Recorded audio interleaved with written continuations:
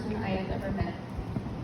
My little mama, Willow, or as many of you called her, Wonder Willow.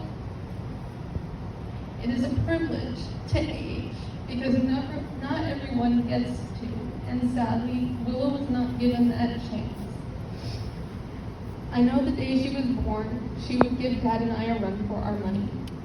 She was not even a full day old, and she was already so attentive, eyeing what our nurse was doing and keeping a close eye on her. I know what you're thinking, there's no way, but for Willow there was always a way. I thought I was crazy and there was no way she was doing this, but the nurse noticed also and said what I had already knew. She was going to keep us on our toes. And man, did she ever. When we first heard the words acute liver failure, I thought my world was over. I cried as my husband stood by her crib crying also.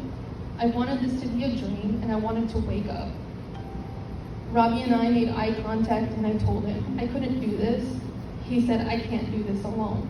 And then I wiped the puddle of tears from my face, put on my big girl pants, and decided I would fight for my baby girl. After her transplant, bad news was always right around the corner. But we always looked at it head on and did our best to support Willow and help her get through it. We all watched as she did. I remember when we first moved to Texas, she couldn't crawl, but she figured out how to do a baby push-up. She then would slam her belly onto the floor and let out the biggest giggle. I didn't know if I should laugh or to freak out. I kept asking her to stop because she had precious cargo inside. But Willow did what she always did, kept going.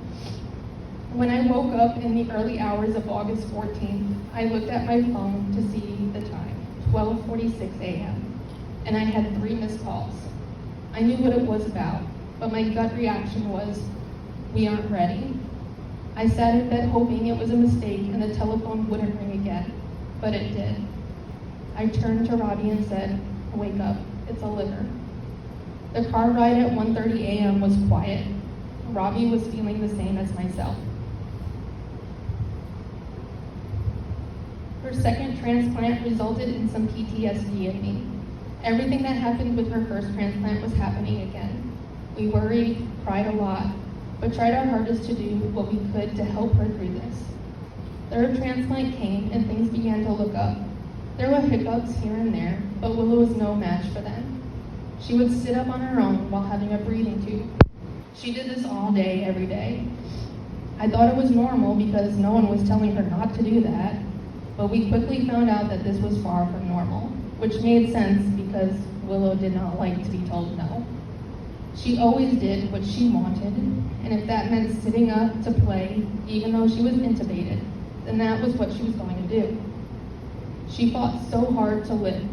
Robbie and I finally realized it was he and I who weren't ready for her to get her call and have another transplant.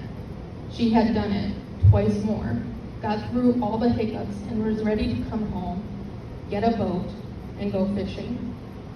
But as we all know, she didn't get that chance, and it is why we are gathered here today.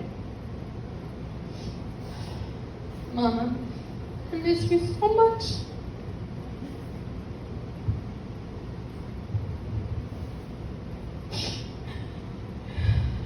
Your beautiful big brown eyes, your smile, your sassiness, but most of all, your strength. The pain of losing a child is more than I can bear. Part of me was taken that day. The constant feeling of complete emptiness weighs heavy on me. I am but a shell of who I once was.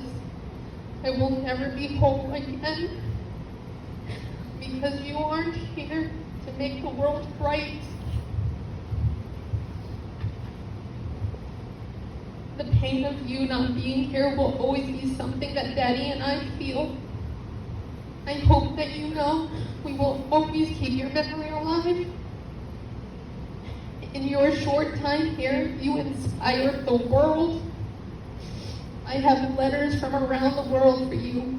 People all over the US, Canada, Puerto Rico, Saudi Arabia, Italy, the UK, and more have sent letters telling Dad and I how you impacted them. You saved them and inspired them to save others. You were the superhero the world needed. You were meant for bigger things, and I promise you, no one will ever forget that. Until we meet again, Willow, my little mama, my Wonder Willow, I love you. If anyone would like to come say some words, you're welcome to now.